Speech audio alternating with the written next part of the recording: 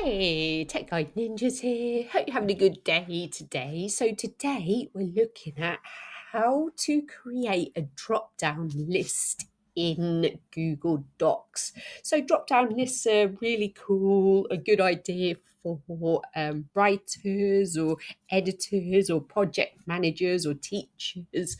So I'm going to show you how to create one really easily. So open up your Google Docs draft, and then we're going to click on the Insert tab. So I'm going to scroll down till I get to the Smart Chips section. I'm going to scroll across, and at the bottom you should see Dropdown. So I'm going to click on there. So you have a few different options.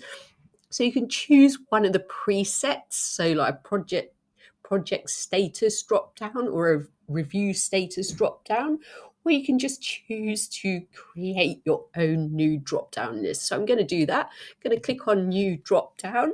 Then you can give it a name. So say article number 1, and you can say something like rough draft,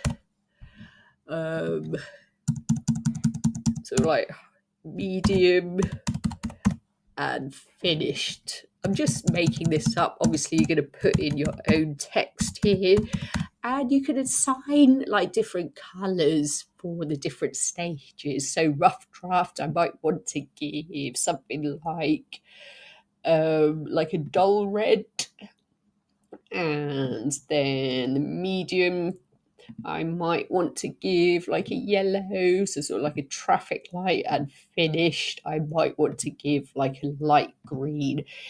If you want to add new options on, you can, or if you want to delete options, you can.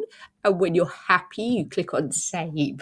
So say if you're collaborating on this with a writer or an editor, they can click on here and they can see the status in the drop-down menu. And when it is moved up a section, they can click on that. So when you check back, you will know where you are in the process. I hope that was helpful. Please like the video and subscribe. I will see you soon.